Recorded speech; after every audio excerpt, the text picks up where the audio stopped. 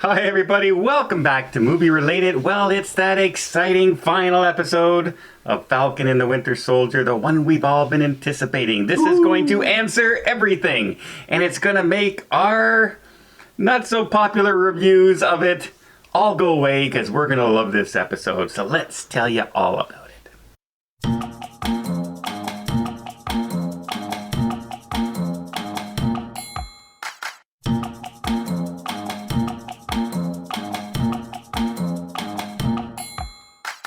Okay, it didn't change your mind. No, it didn't.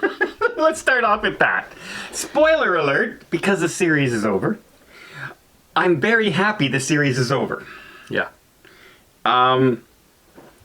They wrap up a lot of things, somehow, and not overly great. No, not all of them make sense even. And there's more action scene. That's good. Mm-hmm. In this one, lots of action in this one. It all takes place at night.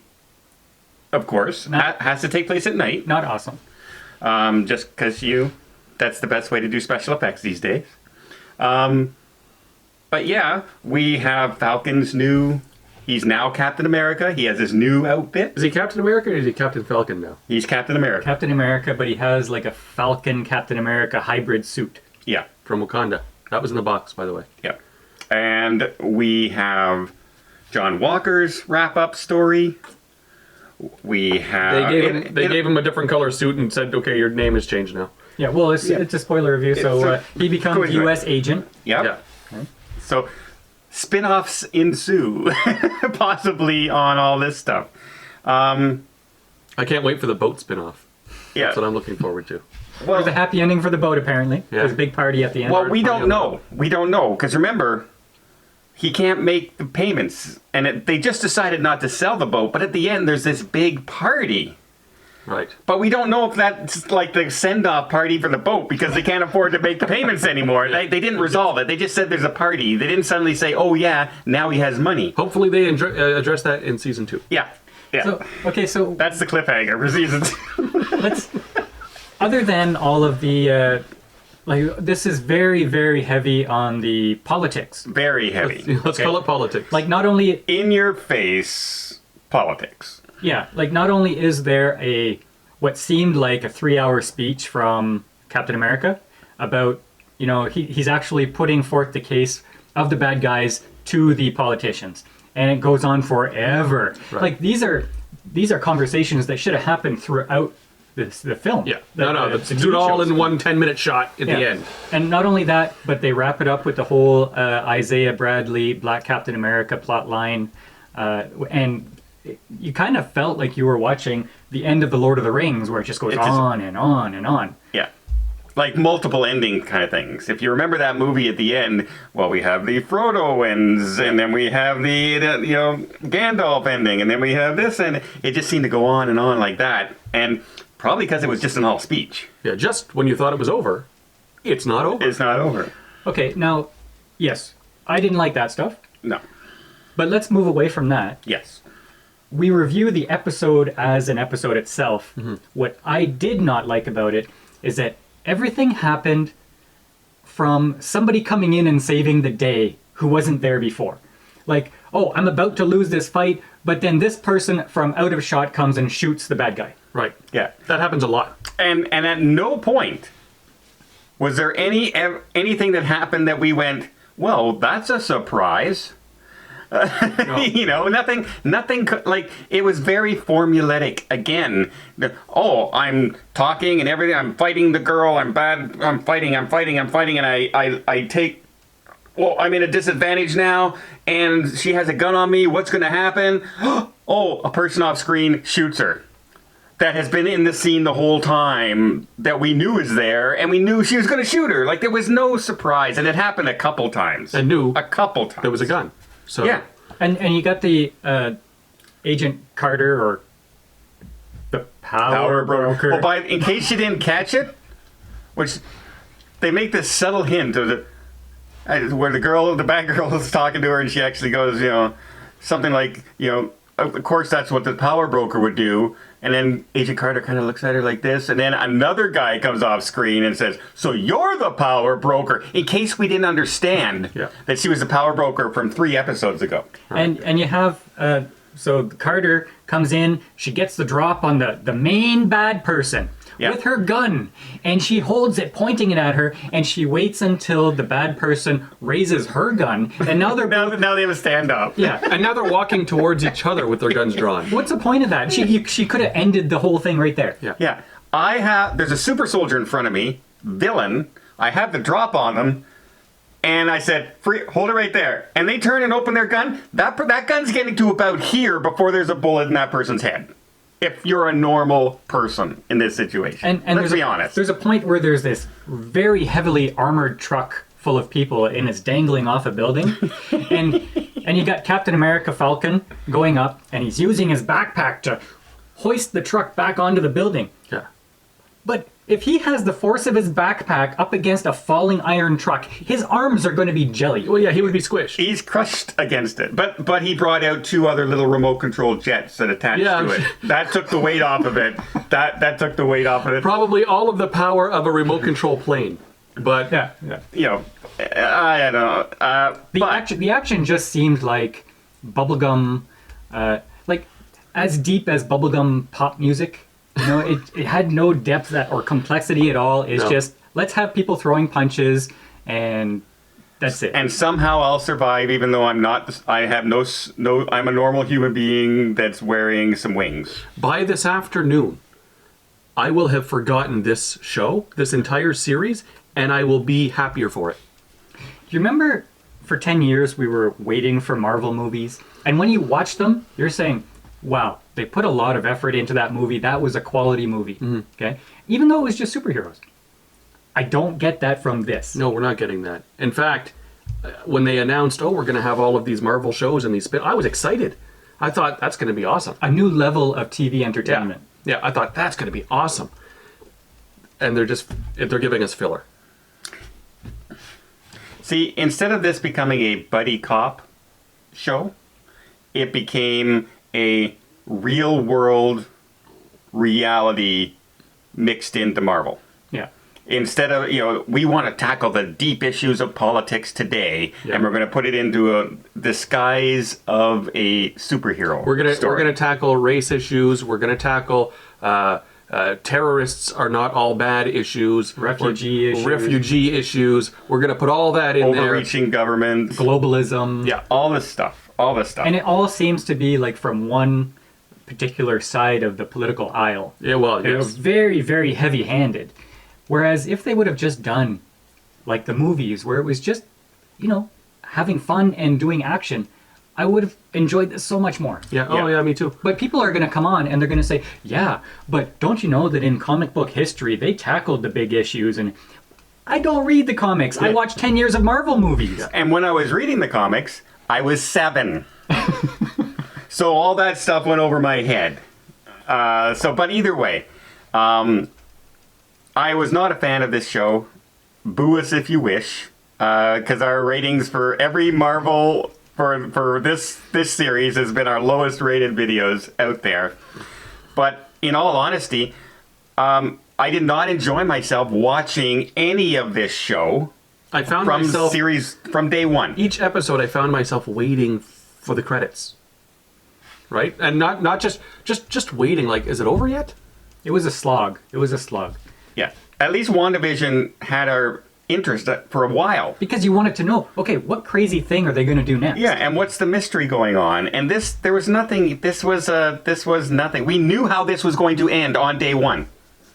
Yeah. And it's funny because we looked at each other through this whole episode when all this stuff is going on and they're chasing helicopters and they're chasing trucks and we all said, does anyone else think that Iron Man would have already solved this by now?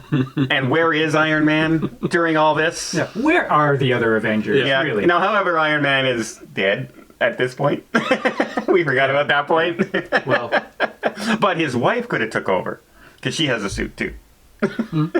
But anyway, as you can tell, we're not big fans of Falcon and the Winter Soldier. If they come out with a season 2, I will be so not wanting to watch it, really. And very surprised, because apparently the viewership for this has tanked. Is there anything that you liked about the series? Like about this series? Is there anything... I like Anthony Mackie and Sebatian Stan.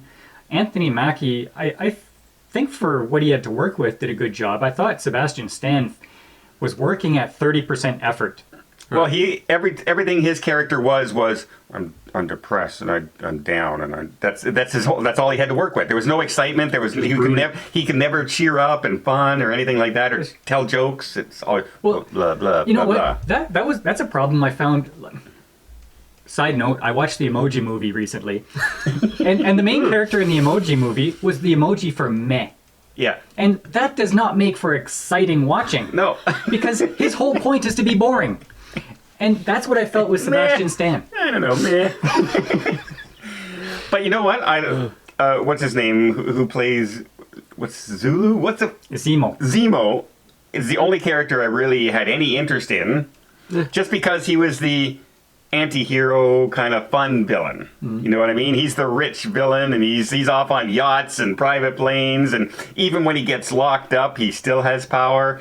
I cared a little more about him than any other character in this show, which means your show failed. I think really the only thing that I liked about it was the concept of now we've got the post end game, everybody is back, and the they call it the repatriation project, where all of the half the world population is back and they've got to find a place for them now.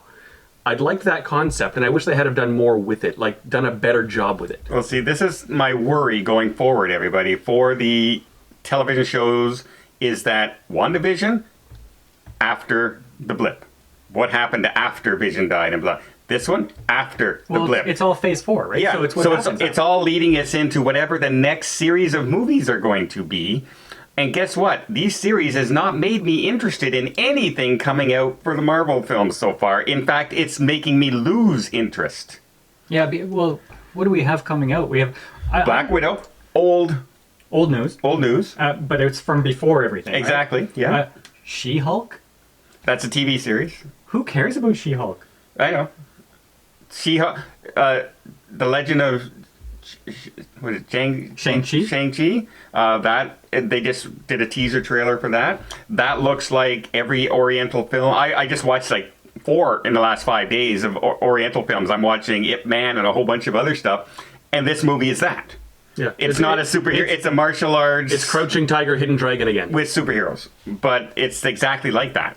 And so, like, I'll like that kind of stuff. I don't like it when they do martial arts and all of a sudden are defying physics and gravity. But that's what they do. That's that type of, and I enjoy that kind of stuff. I wish that it was like more Jet Li type kung fu and karate rather than Crouching Tiger. You want Jackie Chan. Yeah. Jackie Chan stuff, absolutely. Yeah. Well, at least to me, that interests me because I like that style of film. But as far as a Marvel film, it didn't look Marvel. I think Marvel has lost their way. They were the king of the mountain, and I think they dropped the ball because of kind of the way politics are happening these days. Movies are not about movies anymore. Movies are about politics. Yeah. And they fell into the trap, and I think it's going to be hard to get out. Yep. And you know what, DC, you should have been taking advantage of it. Get back to the basics. Go back to your characters and write stories for the characters and not stories for what's happening today. Because no one wants to hear that anymore. What, is all the Marvel is Loki going to be wearing masks because of the pandemic in the next series? Because if that happens, I'll never watch a show about Loki. Speaking of masks, getting back to Falcon and the Winter Soldier, what is the deal with the bad guys' masks? That's like their flag. That's their badge of honor. Like, they all have their masks, their faces exposed all the time. They're like, okay, let's go. Paul made the exact point. It's because when they'll do this, and then you'll see the person's actor's face and everything like that, and then they'll do this and start fighting. It's because that's when the stunt doubles come in. Yeah. So they don't have to special effect the faces. That's the only reason. And it's really easy to tell, oh, that's the main bad girl because she has the curly red hair, right? Yeah. So you know it's her. Yeah. And the hairy legs, though, that's how you can tell it's the stunt double. So. Yeah. But, okay, we diverse and digress. This was the Marvel series that I had hopes for, actually. because I wanted that buddy cop, that fun movie, the funny stuff like Lethal Weapon. And this was nothing like that. It was not funny. It was not fun. It was long, and it was basically boring to me. It was. This whole series was a lecture. It wasn't a show. It wasn't for entertainment. It wasn't. Yeah. It was for politics, and it was a lecture. That's what it seemed like, anyway. Instead of being a fun TV show to watch, it turned into a preaching show to watch. Yeah. And we're not into that. We're just into enjoyment. And so, what do you give the whole series as a whole? Oh. Okay, episode and then the series. Episode and then the series. This episode, I'll give like, in relation to what the whole series has been? No, just this. What would you rate it as on an individual basis? If I were to watch TV and I saw this episode, I would give it a 6. I would say the same thing, 6. About the same, because there was enough action to keep me interested. The series 3. It's not much more than a 3 or 4. I was sorely disappointed with this show. I'm giving it a 3. I will never watch another episode. I will never go back and watch this again. And I will forget this. What was I going to say? I just forgot. That's how I feel about this episode. I do not care about the Falcon and the Winter Soldier anymore. No. I don't. I don't care about any character in this show. No. Maybe U.S. agent? Not even. Maybe. At least he had some growth. I mean, the last time we saw him on screen, he was like, "Oh, I'm back. I'm back, man." Like, you made him a loser. I don't know. We'll see what happens. I really don't care if they make another episode ever again. I really don't care. And as far as piquing my interest into the MCU, this has done nothing but lower my interest in the MCU, unfortunately. Mm-hmm. I'm praying that Loki redeems all that, because at least it looks fun. It looks like there's going to be jokes and humor in it. Something this show desperately needed. Well, fingers crossed. Let us know, what do you guys think of the series? As far as the episode goes, it was probably the best of all the episodes because there was a little more action, at least the beginning. But as a series, we all gave it a failure. Let us know what you guys think. Are you looking forward to season 2? Are you? And if you are, please explain why down below. And until next time, I guess we'll see you on the channel.